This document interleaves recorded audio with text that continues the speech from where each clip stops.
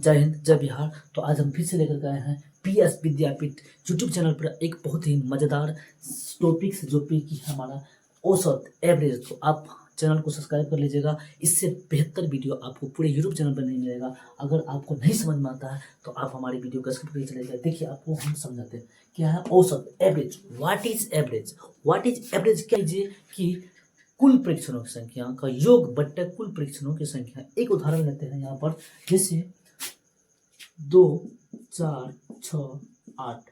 मान लीजिए चार सम संख्याओं का योग औसत क्या होगा।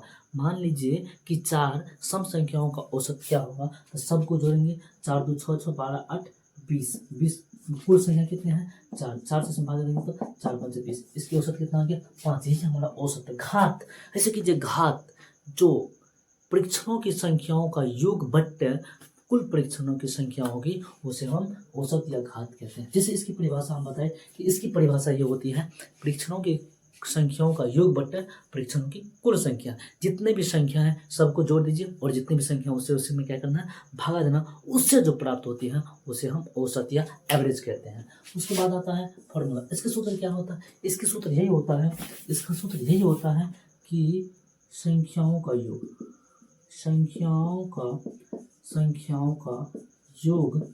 बट्टे कुल संख्या। संख्याओं का योग बट्टा होगा कुल संख्या।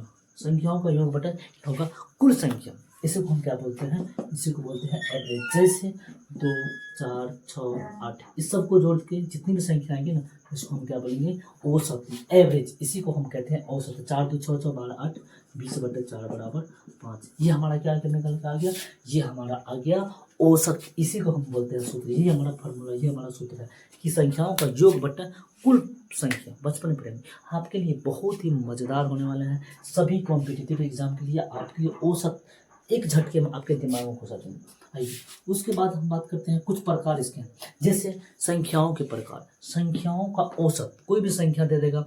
मान लीजिए अनेकों संख्या। फॉर एग्जाम्पल हम बात करें तो 10 सम संख्याओं का औसत क्या होगा। तो 10 सम संख्याओं का औसत क्या होगा? तो 10 सम संख्याओं को जोड़िए और 10 से उसमें क्या करना? भाग देना। तो कुल परीक्षणों की संख्याओं का योग बटे कुल परीक्षणों की संख्या से उसमें भागा दे, उससे जो प्राप्त होता है ना, वही संख्या हमारा क्या कहलाता है? औसत कहलाता है। उसके बाद दिन का औसत देगा आपको। जैसे सोमवार, मंगलवार, बुधवार, ये दिन।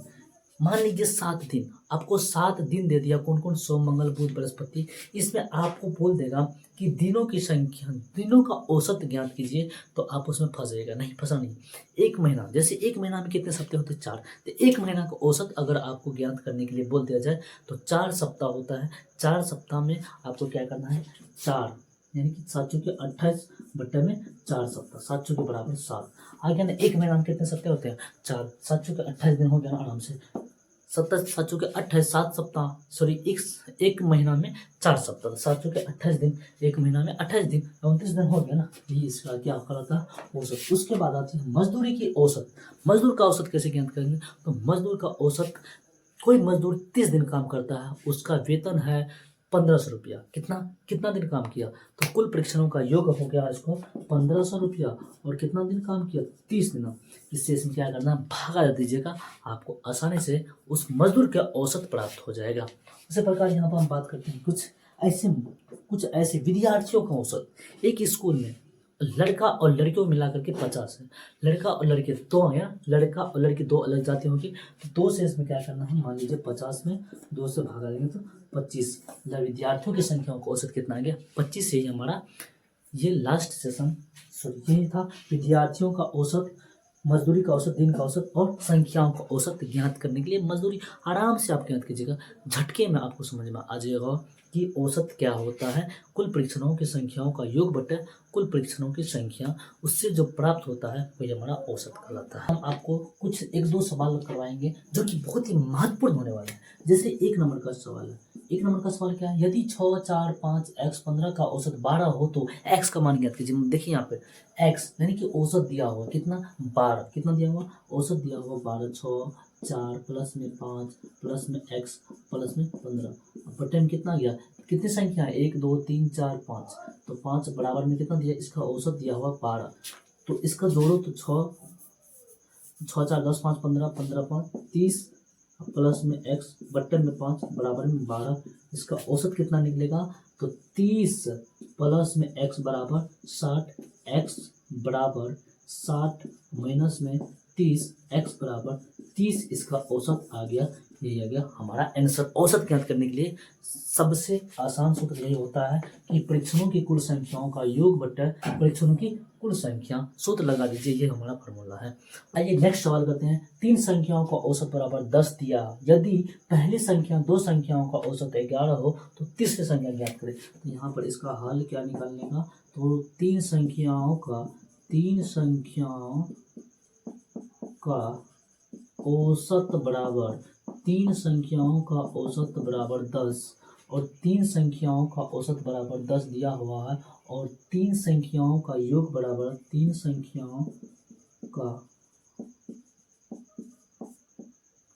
योग बराबर 10 गुना 3 बराबर 30। उसके बाद क्या बोला कि पहली संख्या दो संख्याओं का औसत है। तो पहली